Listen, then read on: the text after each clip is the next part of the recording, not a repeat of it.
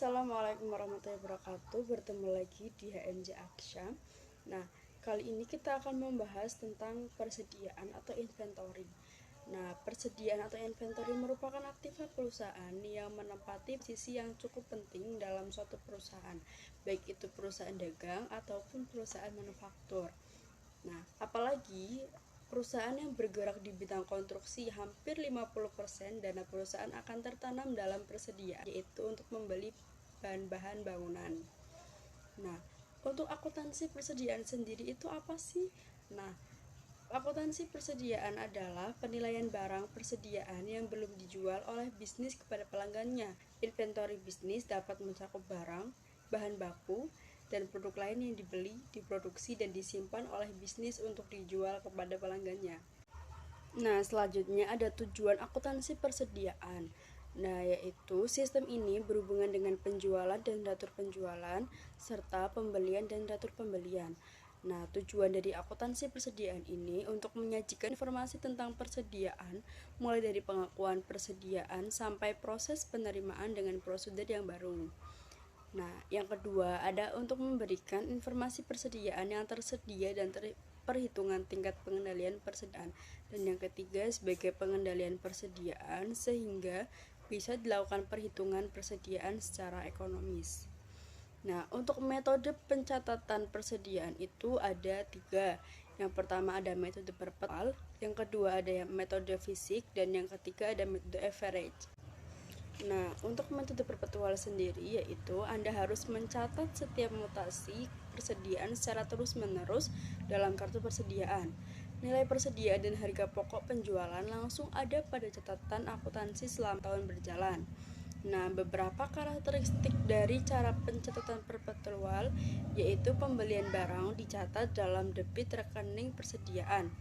Nah, harga pokok penjualan dihitung pada tiap transaksi penjualan dan buku pembantu persediaan untuk mencatat setiap jenis persediaan. Yang kedua, ada metode fisik. Nah, metode fisik sendiri yaitu persediaan tercatat di kartu persediaan hanya saat ada tambahan pembelian persediaan barang. Mutasi akibat persediaan berkurang karena ada pemakaian yang tidak dicatat di kartu persediaan.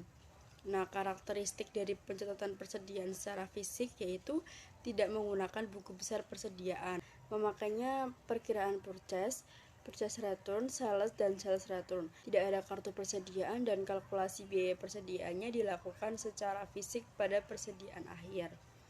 Ada metode penilaian yang dapat digunakan dalam melakukan pengendalian persediaan yaitu dengan menggunakan metode FIFO, first in first out, dan metode LIFO, last in first out. Nah, metode FIFO sendiri yaitu dari makna ini dapat disimpulkan bahwa FIFO adalah metode perhitungan terhadap barang persediaan yang baru pertama kali masuk ke perusahaan. Nah, yang kedua itu ada LIFO. LIFO itu last in first out. Nah, jika dipandang dari istilah ini, maka pengertian LIFO secara umum adalah produk atau persediaan perusahaan yang masuk terakhir kali itu adalah pertama yang dijual. Nah, kemudian metode yang dapat digunakan dalam melakukan pengendalian persediaan barang yaitu dengan menggunakan metode average cost.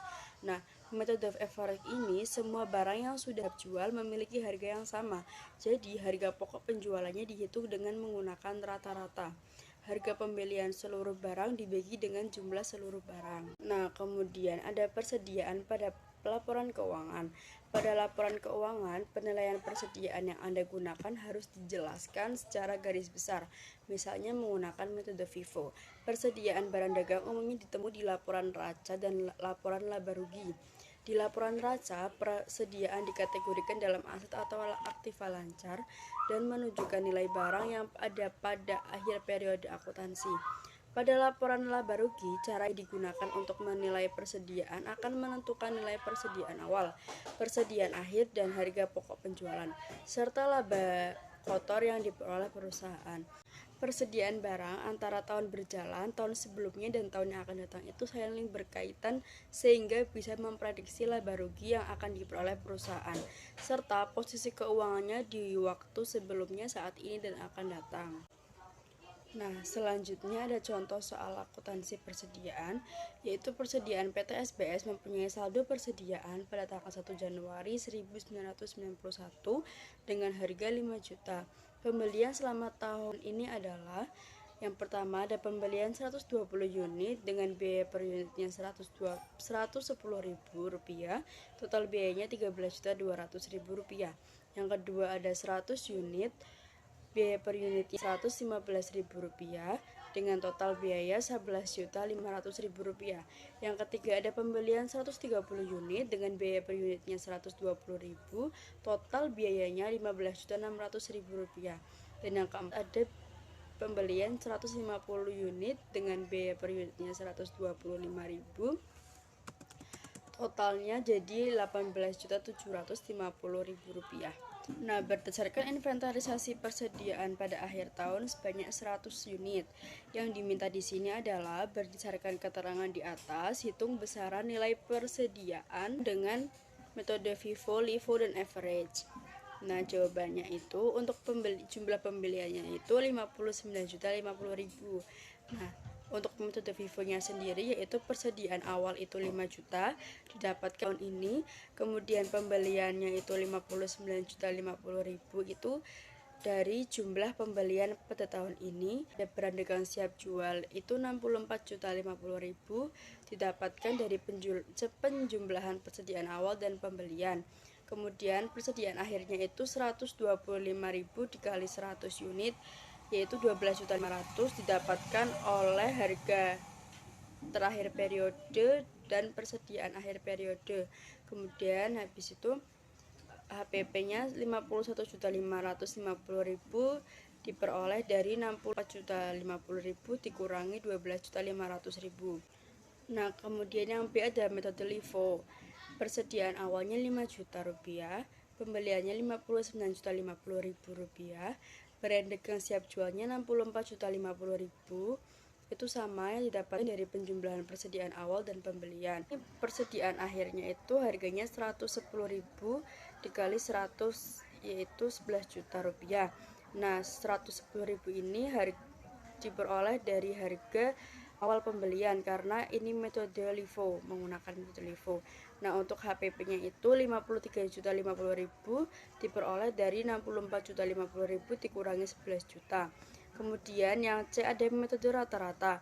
Metode rata-rata ini ada persediaan awalnya 5 juta, pembeliannya Rp59.050.000, kemudian barang dagang siap jualnya itu Rp64.050.000, itu sama diperoleh dari persediaan awal dan pembelian. Persediaan akhirnya itu 59 juta 50.000 dibagi 500 dikali 100 yaitu 11.180.000.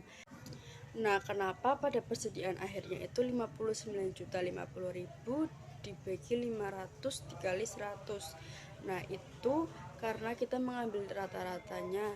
50.050.000 itu dibagi 500 dari jumlah pembelian tahun ini dan dikali 100 itu persediaan akhir pada tahun ini, jadi hasilnya 11.180.000. Untuk HPP-nya itu 52.870.000 diperoleh dari 64.050.000 dikurangi 11.180.000. Mungkin itu saja, sekian dari pemaparan materi kami, semoga bermanfaat.